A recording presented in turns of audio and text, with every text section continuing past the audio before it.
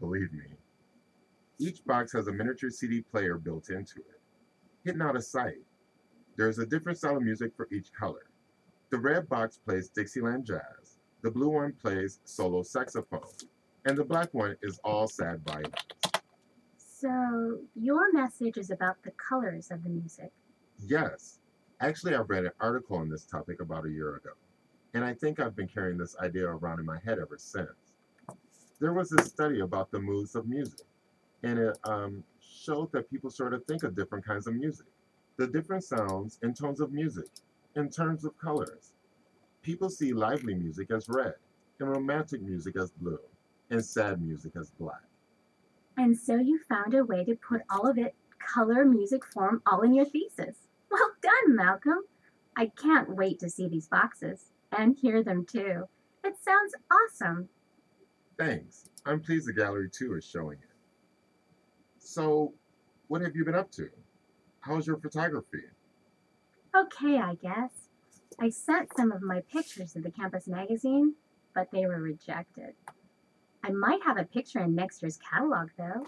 It's a shot I took of the stone benches in the front of the nursing school. Uh huh. Well, it's a black and white shot of the benches covered in snow. The dean liked it, and they might use it in the catalog. Cool. Well, I've got to go. Got class in a few minutes. It was great running into you.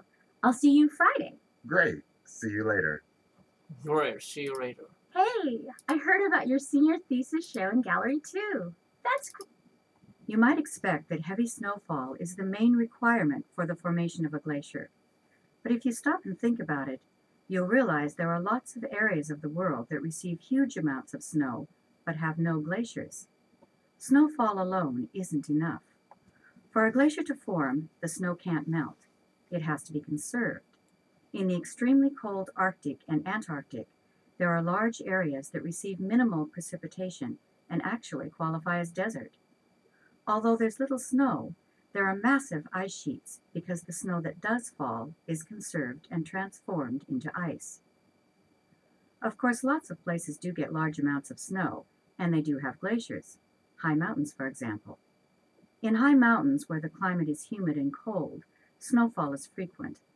Above the snow line, the annual snowfall exceeds the annual melting, so snow builds up. The accumulation is thickest in the hollows at the heads of valleys, because these locations are relatively high and cool, and are protected from sun and wind. As snow accumulates in a hollow, it's gradually converted to ice. First, the fragile snow crystals break as they're compressed by the weight of more snow settling on top of them. There's some melting and refreezing because of compaction, earth heat, and seasonal temperature fluctuations. So the snow crystals are broken.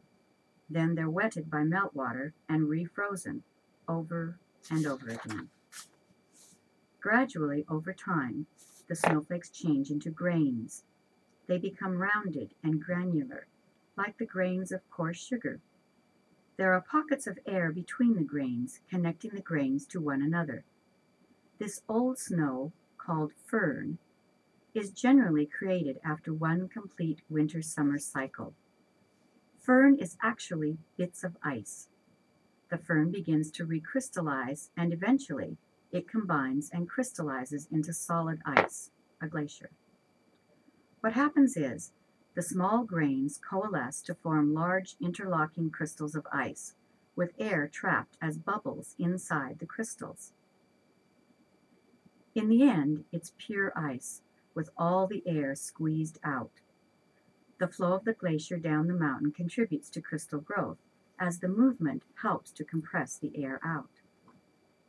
As the hollow in the valley head fills with snow turning to ice, the hollow enlarges, and the rock walls are carved out by shifting ice. As new snow is added, the lower part of the snow and ice mass bulges out, kind of like a mud pie. As the mass continues to bulge, part of the ice moves over the edge of the hollow and starts moving down the valley. Large glaciers usually move faster than small ones. Also, the movement is faster in the summer, when more meltwater is present beneath and around the ice mass to lubricate it and buoy it up. Most valley glaciers move at a rate of, between a few inches and a few feet a day. But some glaciers, called surging glaciers, can travel as much as 300 feet a day. There are at least 200 of these surging glaciers in Alaska and the Northwest Territories. The surging is caused by a number of conditions, like, sudden adjustment to an increase in the snow load on top, or more likely, an increase in the production of meltwater due to a rise in temperature. Glaciers that have more meltwater are better lubricated and tend to move faster than drier ones. In very cold climates, glaciers are quite dry because of the lack of melting. The amount of water is slight, so the glacier does not slide as quickly. In warmer climates, glaciers are better lubricated with meltwater. They also cause more erosion, more carving out of the valley floor. This is because during the melt-freeze cycle, parts of the glacier freeze to the bottom and sides of the valley, and then, as the ice moves on, large chunks of glacier pluck out rock. So you can see why glaciers in warmer climates have a greater impact on the landscape than those in very cold climates.